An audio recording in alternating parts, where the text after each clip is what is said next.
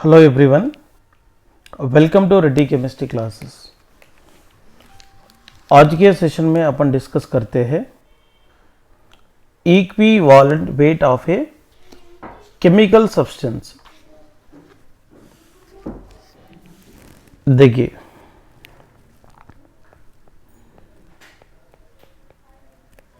Equivalent weight of ए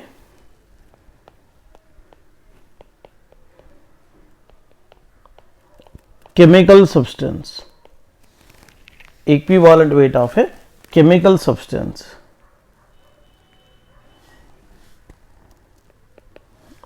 देखिए,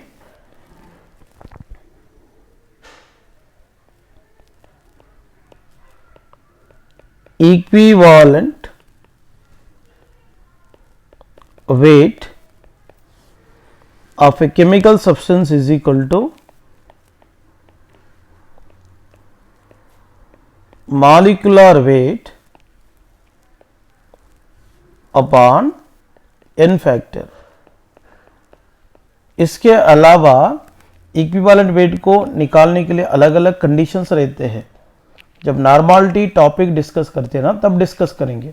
फिलहाल अपने को ये रेडॉक्स लेसन को बेस करते हुए केमिकल रिएक्शन के रेस्पेक्ट में अपने को इक्विवेलेंट वेट का क्वेश्चन आया तो कैसे सॉल्व करना चाहिए, इसके बारे में मैं आइडिया देने के लिए ये कॉन्सेप्ट डिस्कस करना चाह रहा हूँ।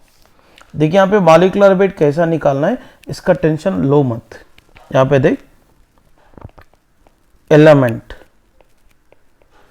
एलिमेंट, इसके बाद इसका atomic number,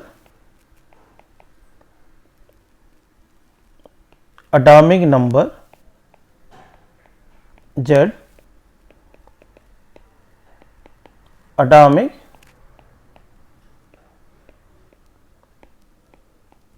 mass number A।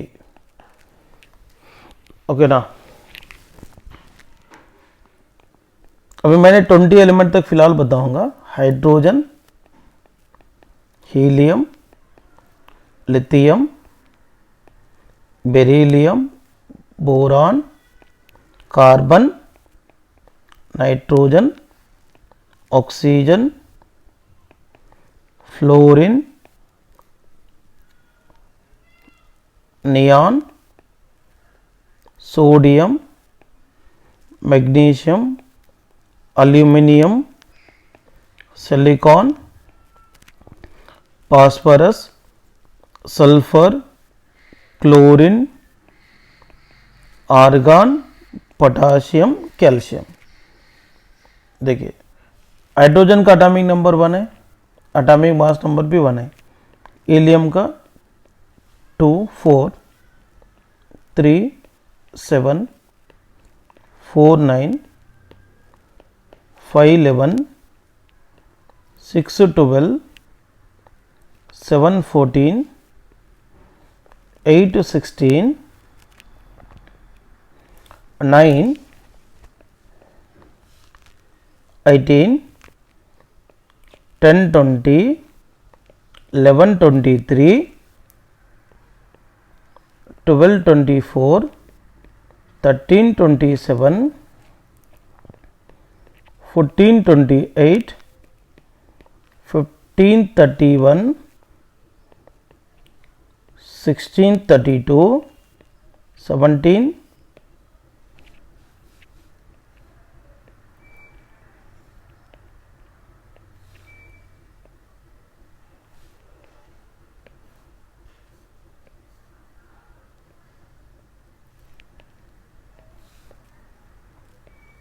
35.5, उसका 1840 है, 39.9 समथिंग रहता है, सो हम 40 ले सकते हैं।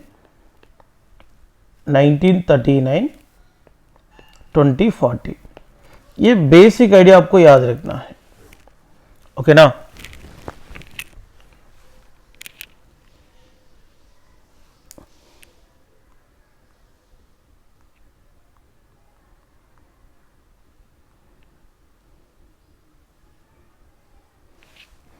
और इसके अलावा मैं आपको बताना चाहता हूं मैंगनीज, इसका एटॉमिक नंबर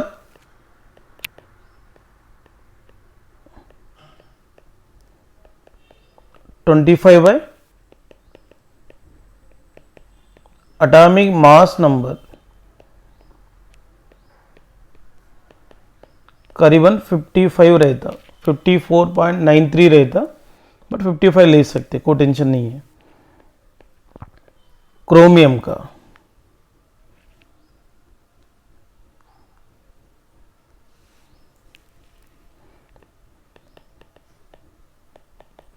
एटॉमिक नंबर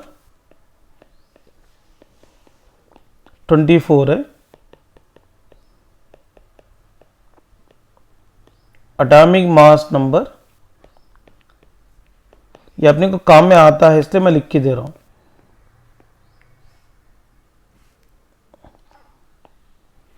52 ग्राम है।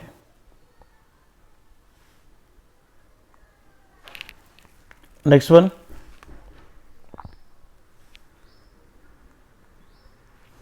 कॉपर,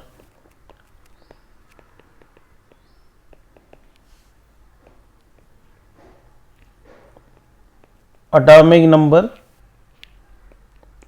29 है, atomic mass number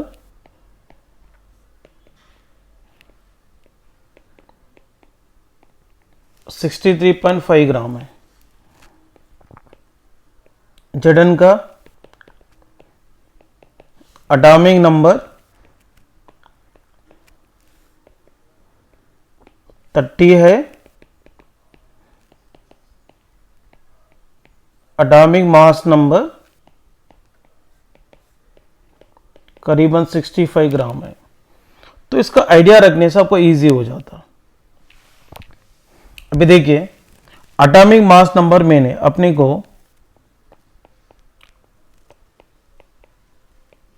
molecular weight of NH3 निकालना है। देखो नाइट्रोजन है, 1 नाइट्रोजन है और 3 हाइड्रोजन है। एक नाइट्रोजन का एटॉमिक मास नंबर यहां पे इंपॉर्टेंट है, 14 है, और हाइड्रोजन का एटॉमिक मास नंबर 1 है, तो 14 + 3 17 ग्राम होता है। फॉर एग्जाम्पल आपको CO2 का निकालना है, ऐसा लिखने का, 1 कार्बन है और 2 ऑक्सीजन है।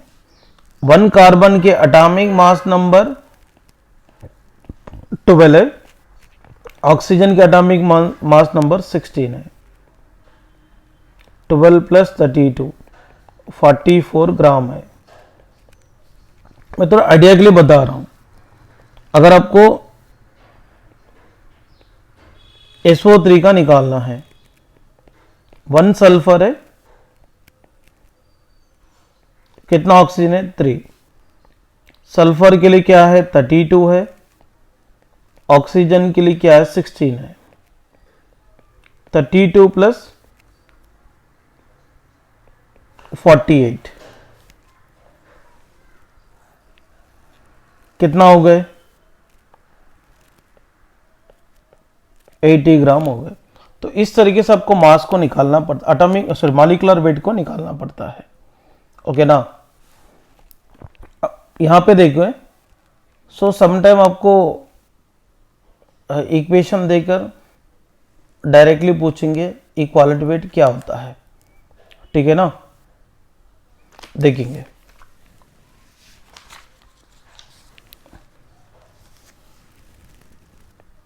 Question 1, what is the equivalent weight of NH3 in NH3 gives rise to 1/2 mole of N2, 3/2 mole of H2. What is the equivalent weight of NH3 in? Okay, now option A 17/6, option B 17/3, option C 28/3, ये 17/2, ये answer है।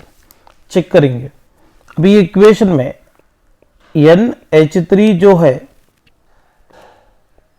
किस में convert हो रहा? N2 + 3H2 में convert हो रहा है। अब इसके लिए आप टेंशन लेने की कोई गरज ही नहीं है, तो अपने को n फैक्टर निकालना तो आता है।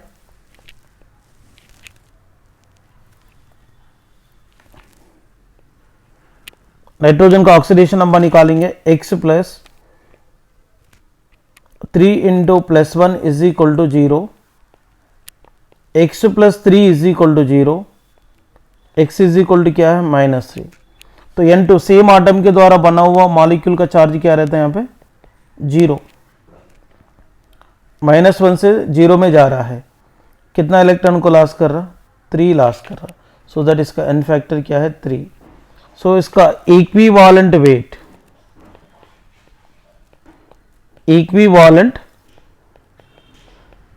Wait is equal to molecular weight upon क्या लिखते हैं? n फैक्टर लिखते हैं। क्या लिखते हैं? n factor. और यहां पे मॉलिक्यूलर वेट ऑफ NH3 मैंने जो लिस्ट दिया था, atomic mass number of nitrogen कितना? एक के लिए 14 है। अब एक हाइड्रोजन के लिए एटॉमिक मास नंबर 1 है, 3 के लिए 3, 17 ग्राम है।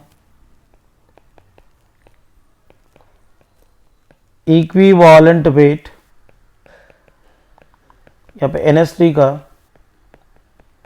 क्या होगा? इसका मॉलिक्यूलर वेट 17 है, तो n फैक्टर 3 आया है। सो दैट इसका आंसर क्या होगा? 17/3। ओके ना। इसके बाद देखिए, और इसके अलावा किस प्रकार की क्वेश्चन यहां बन सकता है? देखिए,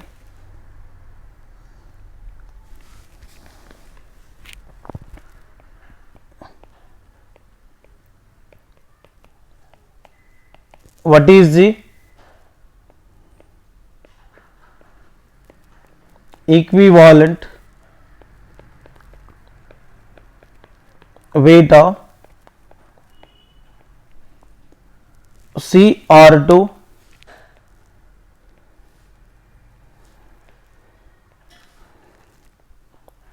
O7 - 2 in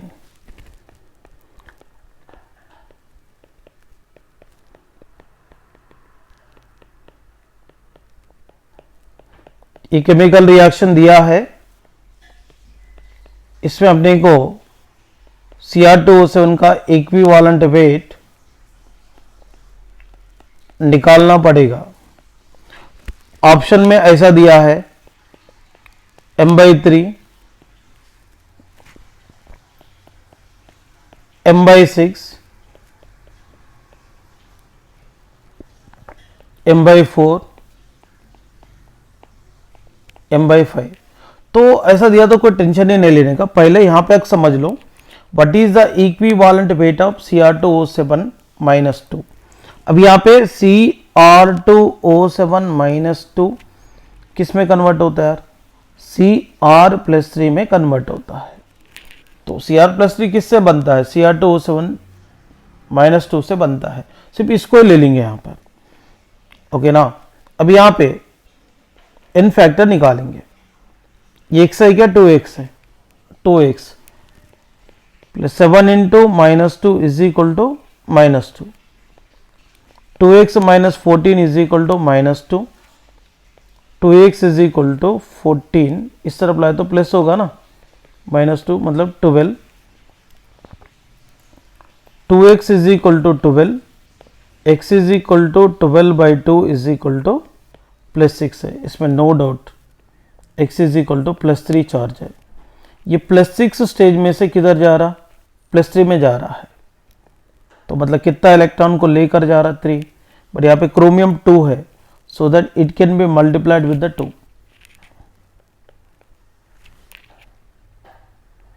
इस 2 से मल्टीप्लाई करने का मेन रीजन क्या है, बिकॉज वहां पे क्रोमियम 2 है, सो यहाँ पे equivalent weight is equal to, तो molecular weight by n factor है। तो वहां पे अपने को मॉलिक्यूलर वेट की जगह अपने को m कंसिडर करने के लिए बोला है, तो क्लियरली m दिया ना, और यहाँ पे n फैक्टर क्या हो गए, n फैक्टर क्या हो गए 6 हो गए, so that equivalent weight is equal to molecular weight by 6 ले लेने का, क्या लेने का 6 लेने का। देखो इसीलिए इक्विवेलेंट वेट कितना होगा यहाँ पे m/6, so that B option correct है। Next question,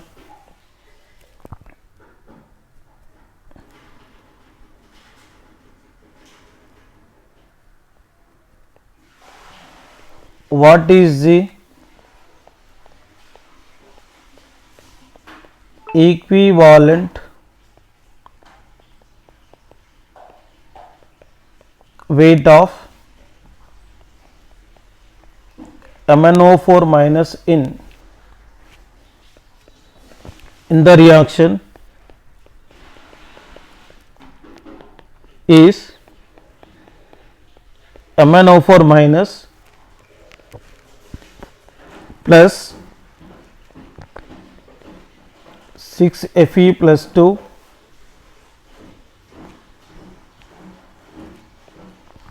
8H plus gives rise to Mn plus 2 6Fe plus 3 और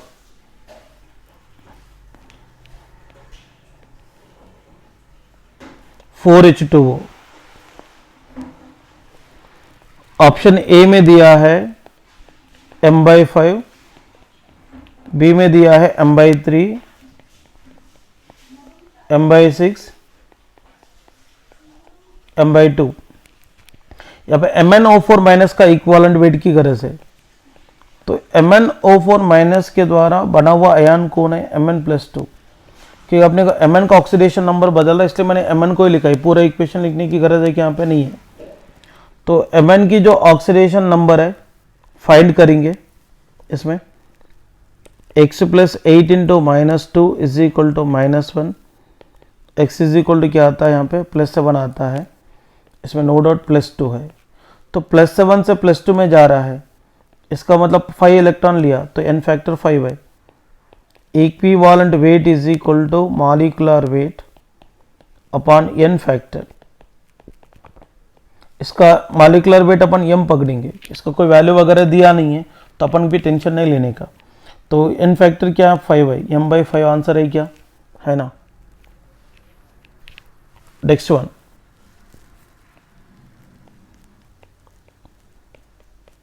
what is the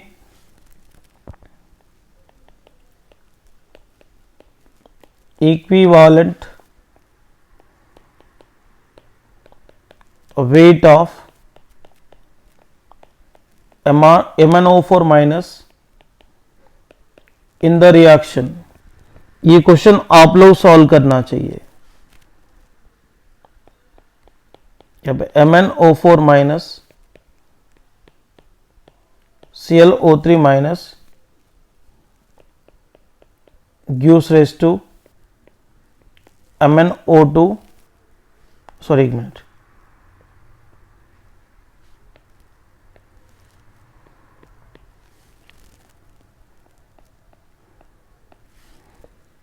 Cl minus, यहाँ पे 3ClO3 माइनस है,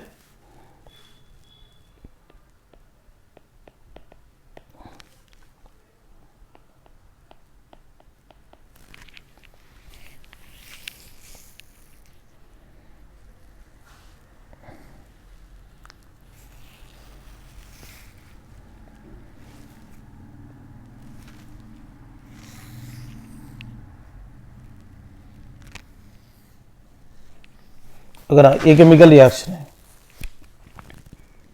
ऑप्शन ए में दिया है m/6 ऑप्शन बी में दिया है m/2, ऑप्शन सी में दिया है m/3, ऑप्शन डी में दिया है m/5। तो टेंशन नहीं लेने का। MnO4 माइनस दिया, ये सामने कितना भी नंबर ऑफ मोल्स रहा, इससे कुछ लेना देना नहीं है। अपने को ये समझना है MnO4 माइनस किस में कन्वर्ट हो रहा है, MnO2 में कन्वर्ट हो रहा है। सो दैट अपने को Mn के ऑक्सीडेशन नंबर निकालेंगे। x plus 7 into minus 2 is equal to -1, x sorry 7 बोला, sorry 4 into -2 is equal to -1। इसके बाद यहाँ पे क्या होगा, x minus 8 is equal to -1, x is equal to 8 -1 बोले तो +7। इसमें x plus 2 into -2 is equal to 0, x minus 4 is equal to 0, x is equal to क्या होता है +4। अभी ये केमिकल इक्वेशन को देखकर बिल्कुल परेशान नहीं होना। अभी MnO4 माइनस का इक्विवेलेंट वेट पूछा है, तो लेफ्ट साइड MnO4 माइनस है, right side Mn related compound MnO2 दिख रहा है, इसलिए आप लोग यहाँ पे MnO4 माइनस लेफ्ट साइड लिखो, राइट साइड MnO2 लिखो। इसमें Mn के ऑक्सीडेशन नंबर क्या चेंज हो रहा है, इसको अपने को फाइंड करना है। तो +7 से किधर जा रहा, +4 मतलब 3। Equivalent weight is equal to molecular weight upon the n factor. इसका मॉलिक्यूलर वेट m पकड़ेंगे और n फैक्टर 3 है, m/3 इज द आंसर, सी आता है इसका आंसर। तो इस प्रकार के क्वेश्चंस आते हैं एग्जाम में। चलो और एक है,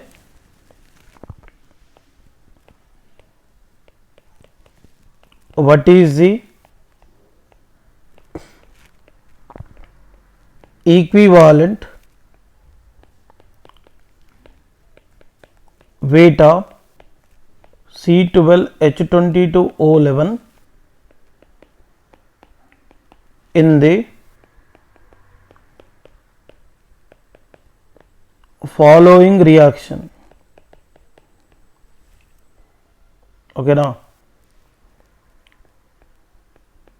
C6H22O11 plus 36HNO3 gives rise to 6 moles of H2C2O4 plus 36NO2 plus 23H2O, ऐसा केमिकल इक्वेशन है। समटाइम m की जगह वैल्यूज भी दिया जाता है, तो आप लोग बिल्कुल टेंशन नहीं लेने का। मतलब m बोले तो मॉलिक्यूलर वेट,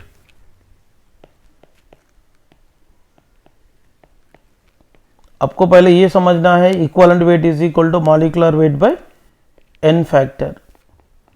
जब नॉर्मलिटी पढ़ेंगे तो और 2-3 कॉन्सेप्ट इक्विवेलेंट वेट को निकालने के लिए आएगा, जब मैं क्लियरली डिस्कस करूंगा। नॉर्मलिटी एक टॉपिक है ना, concentration term.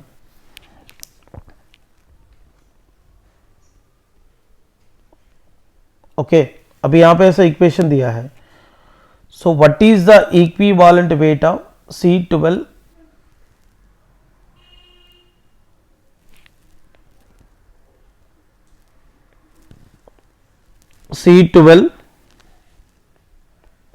H22O11 in the following chemical reaction बोला है।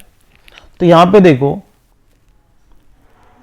आप यहां पे ऑब्जर्वेशन करो, ये कंपाउंड में कार्बन है, ये कंपाउंड में भी कार्बन है, इसका मतलब ये कंपाउंड में कन्वर्ट हो रहा है। तो देखो मैं क्या करता हूं, यहां पे C12H22O11 gives rise to H2C2O4 लिख रहा हूं, क्योंकि दोनों में कार्बन है। यहां पे कार्बन की ऑक्सीडेशन नंबर चेंज हो रही है, इसमें मैं कार्बन का ऑक्सीडेशन नंबर निकाल के चेक करूंगा। कितना x है, 12x लेना है, क्योंकि 12 कार्बन है ना, 22 हाइड्रोजन है, एक हाइड्रोजन का चार्ज +1, ऑक्सीजन कितने 11, एक के लिए charge -2, 12x plus 22 -22,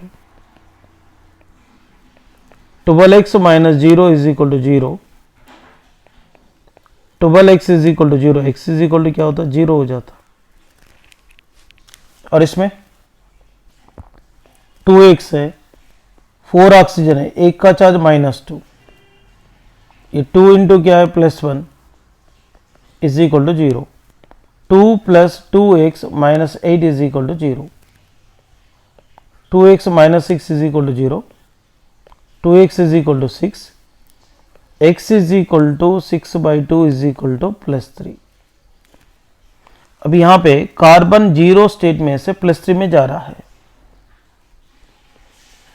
n factor कितना होगा 3, बट यहां पे कार्बन, एक कार्बन के लिए 3 है, बट कितनी कार्बन है 12 है, that is multiplied with the 12, कितना हो गया 3 × 12 36, equivalent weight is equal to molecular weight by 36। यहां पे देखो molecular weight of C12 H22O11 342 ग्राम आता है। कैसे, आप चाहिए तो चेक कर सकते हैं। 12 कार्बन है, 22 हाइड्रोजन है और क्या है 11 ऑक्सीजन है। देख मैं आपको बताया था ना कैसा निकालना है, 12 × 12, क्योंकि कार्बन की जो एटॉमिक मास नंबर है 12 है, हाइड्रोजन का 1 है, इसका कितना है 16, 12 × 12 क्या होगा 144 प्लस 22, इसका कितना होता है 16 1 जा 16 है, 6 लिखेंगे 1, 16 1 जा 16 प्लस 1 17। तो यहाँ पे देखो टोटल कितना आता 342 ग्राम आता है, ठीक है ना। So equivalent weight is equal to क्या होगा 342/36, ये ऑप्शन दिख रहा ना। अब मॉलिक्यूलर वेट नहीं निकाल तो भी चलता है, यहाँ पे क्लियरली दिख रहा ना, सब में 342 दिया तो 36 इन फैक्टर का एक ही दिख रहा है, ऑप्शन ए। तो इस प्रकार की क्वेश्चन बनते हैं एग्जाम में, प्लीज़ आप लोग टेंशन नहीं लेने का, इसमें एन फैक्टर निकाल देने का, एन फैक्टर निकाल कर आप लोग इक्विवेलेंट वेट निकाल सकते हैं, क्योंकि equivalent weight is equal to molecular weight upon the N factor. Clear हो गए। इसके बाद समटाइम ऐसा क्वेश्चन आ रहा है रेडॉक्स रिएक्शन। देखो बच्चों, एक्चुअली अपना लेसन का नाम है रेडॉक्स, थोड़े बुक्स में रेडॉक्स रिएक्शन नाम दिया है, तो इसमें गड़बड़ नहीं लेने का, आप लोग टेंशन भी नहीं लेने का। ओके, समटाइम क्या आता है क्वेश्चन में, which of the following chemical reaction is redox reaction बोल के आएगा, तब इसको कैसा अप्रोच करना चाहिए। एक्चुअली रेडॉक्स रिएक्शन किसको बोलते हैं, it is the chemical reaction, it is the chemical reaction in which both oxidation and reduction takes place simultaneously।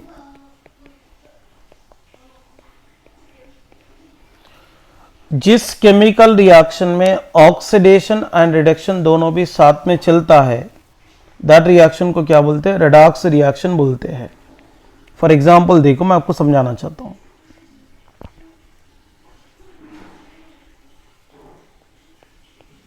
N2 plus O2 gives rise to NO। ये N2 यहाँ पे free state में, sorry same atom के द्वारा बना हुआ molecule है, इसका ऑक्सीडेशन नंबर 0। O2 भी सेम आटम के द्वारा बना हुआ मॉलिक्यूल है 0। इसमें ऑक्सीजन NO मॉलिक्यूल है, NO मॉलिक्यूल में ऑक्सीजन की चार्ज क्या रहता -2, क्योंकि यहाँ पे अब N का निकालो ना, एक्स प्लस 1 इंटू ऑक्सीजन की कॉमन ऑक्सीडेशन नंबर क्या है -2, ओके ना। तो x -2 is equal to 0, x is equal to क्या आ रहा +2। यहां पर नाइट्रोजन की चार्ज +2 है मगर ऑक्सीजन की चार्ज क्या है -2, क्लियरली यहां पे साबित हो गई। ये 0 से +2 में गया, नाइट्रोजन 0 से +2 में जा रहा, इसका मतलब वो इलेक्ट्रॉन को लॉस कर रहा है, मतलब loss of electron. Loss of electron बोले तो कौन सी प्रोसेस बोलेंगे, ऑक्सीडेशन प्रोसेस। स्टार्टिंग में डेफिनेशन दिया था ऑक्सीडेशन में, वो देख लो। O2 0 से किधर जा रहा -2 में, देखिए यहां ऑक्सीजन की चार्ज -2 है ना, तो 0 से -2 में जाने के लिए क्या कर रहा है, इलेक्ट्रॉन को ले रहा है।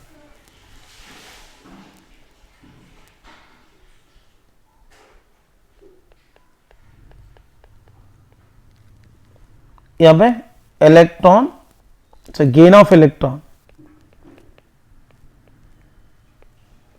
मतलब यहां पे क्या हुआ रिडक्शन। हेलो, ऑक्सीडेशन अलग है, ऑक्सीडाइजिंग रिएजेंट अलग है, रिडक्शन अलग है, रेड्यूसिंग रिएजेंट अलग है, दोनों की कंपैरिजन मत करो। यहां पे ऑक्सीडेशन भी हो रहा, रिडक्शन भी हो रहा, इसलिए रिएक्शन को अपन क्या बोलते हैं, रेडॉक्स रिएक्शन बोलते हैं। नेक्स्ट वन मैं आपको बताना चाहता हूं, Zn plus Cu+2 gives rise to Zn+2 plus Cu, ये भी रिडॉक्स रिएक्शन है कि नहीं, क्योंकि Zn की जो ऑक्सीडेशन नंबर 0 है, यहां पे क्या है +2 है, 0 से +2 में जा रहा बोले तो loss of electron. Loss of electron बोले तो प्रोसेस को क्या बोलते, ऑक्सीडेशन। Cu+2 से Cu, यहां पे Cu का चार्ज क्या है +2 है, यहां पे कोई भी चार्ज नहीं दिख रहा बोले तो 0, +2 से 0 जा रहा बोले तो इलेक्ट्रॉन को गेन कर रहा है, गेन ऑफ इलेक्ट्रॉन्स, इसको क्या बोलते हैं, रिडक्शन। यहां पर भी ऑक्सीडेशन एंड रिडक्शन दोनों साइमल्टेनियसली प्रोसीड हो रहा, ये भी रिएक्शन रेडॉक्स रिएक्शन है। इसके अलावा देखो और एक इंपॉर्टेंट कंडीशन है,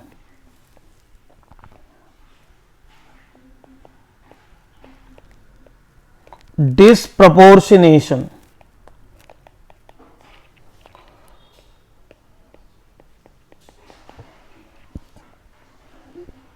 इसका भी क्वेश्चन आते हैं,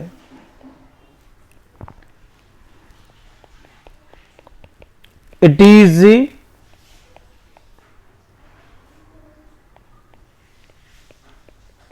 redox reaction in which only one substance can undergoes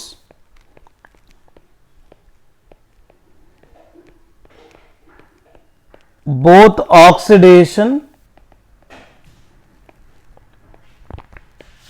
and reduction। तो जिस रिडॉक्स रिएक्शन में only one substance oxidation and reduction में इन्वॉल्व होता है, सच रिएक्शन को डिस्प्रपोर्शनेशन रिएक्शन कहेंगे। तो मैं एग्जांपल बताना चाहता हूं, BaO2 gives rise to BaO plus of O2, ये रिएक्शन है। इसमें मैं ये बेरियम पेरोक्साइड, एक्चुअली BaO2 मतलब बेरियम पेरोक्साइड है, इसमें मुझे ऑक्सीजन की चार्ज निकालनी है तो इसको अंडरलाइन किया 2x है, बट बेरियम का जो चार्ज है कितना रहता, देख बेरियम यहां पर कितना है, एक ही है, तो बेरियम सेकेंडरी ग्रुप को बिलोंग करते हैं इसलिए +2 चार्ज रहता। ये ऑक्सीजन कितने 2x है is equal to 0, 2 + 2x is equal to 0, तो +2 को इधर लाते हैं -2 होगा, x is equal to -2/2 is equal to -1। यहां पे देख, ये BaO में बेरियम की जो चार्ज है +2 रहता, फिर ऑक्सीजन की चार्ज क्या रहेंगे -2, तो +2 -2 क्या रहता, एक के ऊपर +2 चार्ज है, एक के ऊपर -2, तो बेरियम का +2 ऑक्सीजन का -2, ये दोनों मिलकर चार्ज क्या हो गए, न्यूट्रल हो गए। थोड़ा लोग यहां पे भी कंफ्यूजन हो रहा, अरे ये मॉलिक्यूल न्यूट्रल है, समझ रहे ना, मॉलिक्यूल न्यूट्रल है, इसके ऊपर कोई चार्ज नहीं दिख रहा। क्यों नहीं दिख रहा बोले तो इसमें बेरियम के +2 चार्ज है, ऑक्सीजन की क्या है -2, तो इसलिए +2 -2 क्या होता है, न्यूट्रल होता। मैं यहाँ पे BaO में बेरियम की चार्ज पकड़ रहा हूँ +2, क्योंकि सेकेंडरी ग्रुप है, तो बेरियम के ऊपर +2 आया तो ऑक्सीजन के ऊपर ऑब्वियसली -2 आता है, तो यहाँ पे क्लियर हो गया अपने को। और ऑफ O2 बोले, O2 सेम आटम के द्वारा बना हुआ मॉलिक्यूल की चार्ज क्या है, 0। अब यहां ऑब्जर्वेशन करो, ये ऑक्सीजन, इसमें ऑक्सीजन -1 से किधर जा रहा, -2 में जा रहा है, इसका -1 से -2 में जा रहा बोले तो गेन ऑफ इलेक्ट्रॉन,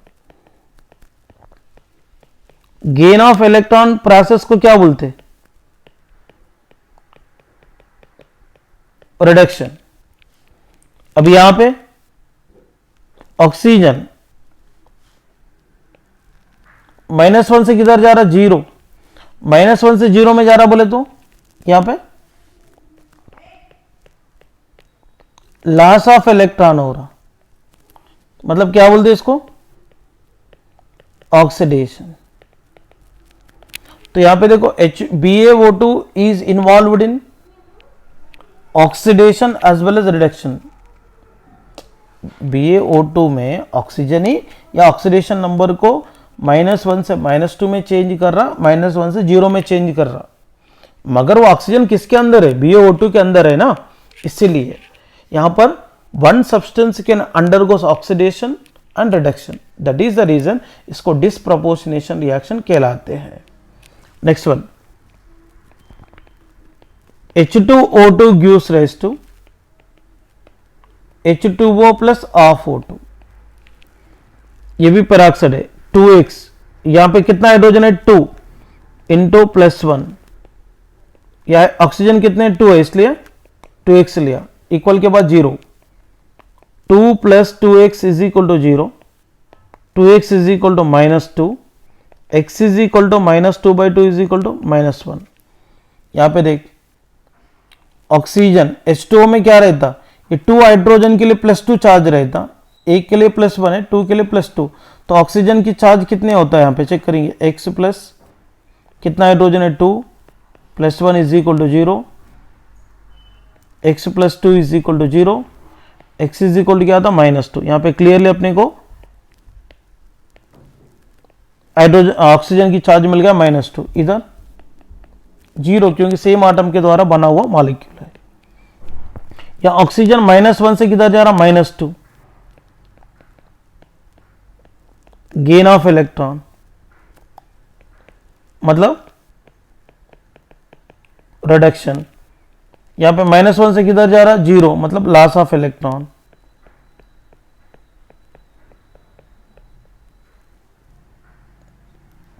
मतलब ऑक्सीडेशन। सो ये भी एक डिस्प्रपोर्शनेशन रिएक्शन है। तो यहां क्वेश्चन भी आते हैं, प्लीज केयरफुल ऑब्जर्वेशन करो। Next one, 4 mole of H3 PO3 gives rise to PH3 plus 4 mole of H3PO4 है। ये नंबर ऑफ मोल से कुछ लेना देना नहीं है, बट इसमें क्या करते हैं, फास्फोरस का ऑक्सीडेशन नंबर निकाल के देखते हैं। तो इसको मैं लिखता हूं, H3PO3 किस में कन्वर्ट हो रहा, PH3, और H3PO3 में कन्वर्ट हो रहा। तो ऐसा लिखो, ये नंबर ऑफ मोल से कुछ लेना देना नहीं है अपने को, ठीक है।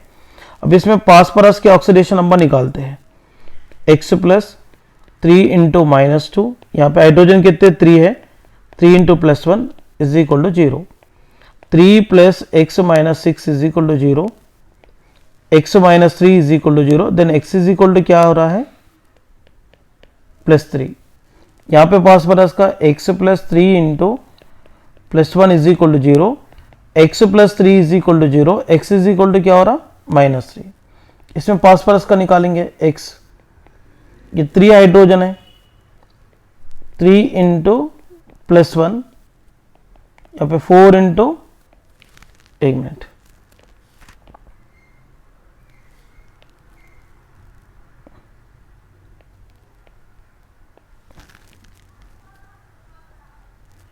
Three into +1 plus x, 4 into -2 is equal to 0, 3 plus x minus 8 is equal to 0,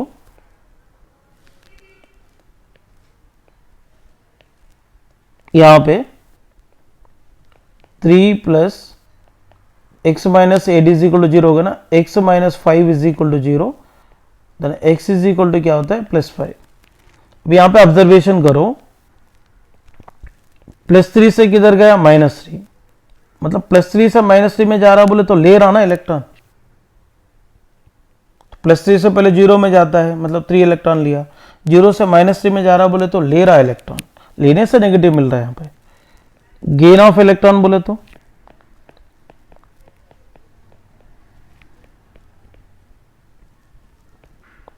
reduction,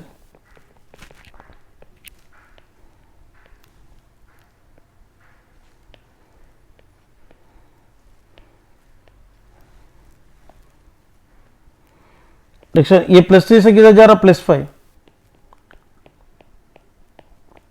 loss of electrons, मतलब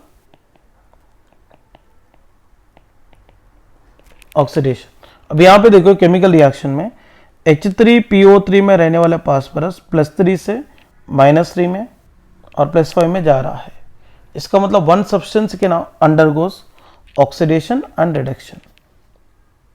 इसमें H3PO3 PH3 में और H3PO4 में कन्वर्ट हो रहा है, जब इसका ऑक्सीडेशन नंबर +3 से -3, +3 से +5 को चेंज कर रहा है, इसलिए ये रिएक्शन को क्या बोलते हैं, डिसप्रपोर्शनेशन रिएक्शंस। ओके ना, ये पूरा रिडक्स की चैप्टर कंप्लीट हो गए, और एक सेशन में मैं थोड़े इसके क्वेश्चंस डिस्कस करता हूँ, ये चैप्टर कंप्लीट हो जाएंगे। सो आपको कहीं पर भी प्रॉब्लम रहा तो वीडियोस को 2-3 बार देख लो और अच्छी तरीके से समझने की कोशिश करो। Thank you students.